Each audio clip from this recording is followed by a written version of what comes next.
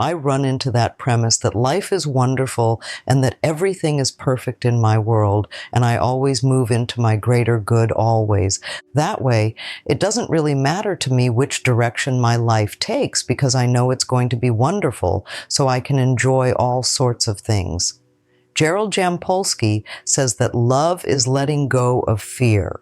And there is either fear or there's love. Like, if you're not in a love space, if you're not coming from the loving space of the heart, then you're in fear. And all those other things like isolation, separation, and things like that, and loneliness and anger, they're all part of the fear syndrome. And that's really what we want to change from. We want to move from fear into love, and to make that more or less a permanent state for us. Even the planet itself these days is very much in this period of change and transition. We see it all around us. We're going from an old order into a new order. And some people say it began with the Aquarian age. At least the astrologers like to describe it that way. But to me, astrology and numerology and palmistry and all those other various methodologies are just ways of describing life. They explain life in a slightly different way, and people use different languages to do this. But the astrologers say that we're moving out of the Piscean age and into the Aquarian age now. In the Piscean age, we reached outside of us and looked to other people to save us. We looked for other people to do it for us, but in the Aquarian age, which we're entering now, people are beginning to go within and find that they have the power to save themselves. And this is a wonderful, liberating thing for us. Now, some people get very frightened because it seems to be a responsibility, but actually we're discovering our ability to respond to life not in a victim way, but in a way that gives us power. We're finding that we're getting a connection to what the 888 people call the higher power, and what I call our higher self, so that we can contribute to saving ourselves. And it's a wonderful feeling when you don't really have to be dependent on an outside person, but to know that you have within you tremendous abilities to make positive changes in your life. If we're victims, then we feel isolated, we feel in pain and fear, and we're always looking for someone else to do it for us. But now we're taking, as I said, responsibility for our own lives. And we're beginning to understand how we can contribute to the experiences that we have and how we can change those experiences if we don't really care for them. And of course, from the moment you decide to make a change until you get your demonstration, as we call it, or when you get what you want, we have this transitional period. That's when we're moving between the old order and the new order. It's a time of releasing old beliefs and old habits, and of learning and practicing and then living the things that we're working on, the new beliefs or the new feelings or the new methods or the new behaviors. And while you're getting those in place so that they are a natural part of your life, you're going to have a lot of vacillating in that period between the old and the new, and you go back and forth between what you were and what you would like to be or what you would like to have. And if you decide that you're going to release an old belief and that you're going to create a new one during that transitional period, you're going to go back and forth. And this is a time when we often get very angry at ourselves because it's like, well, I know all about the new. Why aren't I doing it? I must not be good enough, or I must be a bad person.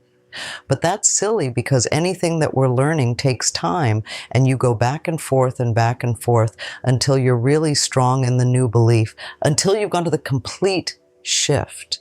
You may begin to do an affirmation for something and you're doing well, and then something happens and you say, oh, I can't do that. And you go back to your old worry habit again. Well, that's just a period of vacillating. It doesn't mean that you haven't learned anything, and it doesn't mean that you're back where you started. It's just part of that back and forth thing. You're not settled in your new habit yet, and that takes a little time and a little practice and a little patience. And you want to be patient with yourself. Be patient with yourself. You want to build yourself up instead of beating yourself up. There's a tremendously different image if you just think of it. Do your thoughts build you up, or do they beat you up? When you beat yourself up, you know that's not being very loving to yourself. Sometimes we don't need to make outward changes so much as to go within and just sort of take what we already do and alter it just a little bit. Somebody was saying to me tonight that they were thinking about a new apartment and they were worrying that there wouldn't be enough money. And I said, well, why don't you start affirming that there will be lots of money? And, you know, it's just like a tiny little thing, and you almost change 2 words, but it's a small way of changing the way you look at a particular situation. Somebody was asking me, saying that they were in a lot of pain, and they kept using the word pain so much, and they said, is there another word that I could use? And I thought of the time that I smashed my finger with a window, and I realized that if I really gave into it, I was going to go through a very difficult period. So the minute it happened, I started to do some mental work right away. But then I remember I was referring to my finger as having a lot of sensation. And it did. It had a lot of sensation. And by insisting upon viewing it in that particular way, to me, I think helped it heal much quicker and helped me handle what could have been an incredibly painful thing, because I knew that if I could alter my mind, it would be better if we can just alter the way we think just a little bit. So those of us who want to change, we're moving from an old order to a new order, and lots of things are happening on this planet.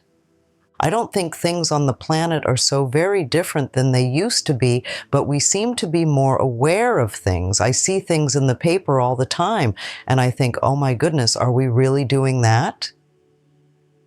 And then as I continue to read, it seems like we've been doing it for a long time, but it's coming to the surface and we seem to see more negativity. But if you want to clean your own mental house, if you decide to work on yourself and you're going to go inside, you have to look and see what is there. You have to look and see what your beliefs are, so you know what to change. You can't clean out the negativity if you don't see it. If you're going to clean your own house, it's the same thing. You have to look around and see where the dirt is. You have to pick things up and dust them and look around and polish them or throw them out or replace them. But you have to see what's there. And if we're going to make a big transitional phase on this planet and really help to heal this planet, we're going to have to look and see what's occurring here. We're going to have to see what's happening and to uncover the negativity, and the things that have been hidden for a long time are going to come to the surface. And I think that part of this transitional phase that we're going through, I think part of the catalyst for this is this crisis called AIDS. I really want to help create a world where it's safe for us to love each other. That's all. Just to love each other. A world where we can be loved and accepted exactly as we are. That's what you wanted when you were a little child. When you were little, you wanted to be loved just as you were, even if you were too skinny or too heavy, or if you weren't smart enough, or you weren't like the person across the street, or maybe you were scared, but you still wanted to be loved. And it's the same thing we're all looking for now, only we're not going to get this love and acceptance from other people unless we can give it to ourselves. When we feel good enough to be loved, then others will love and accept us too. It's really that simple. I think that we come to this planet to learn and to practice unconditional love. And it's not always an easy thing to do, but I think that's what we've come here for, to have unconditional love, first of all for ourselves, no matter what they said or what they did to us in the past, and also to give that same unconditional love to other people, to just allow them to be who they are, and to get rid of this them and us, because it's not them and us. It's all us.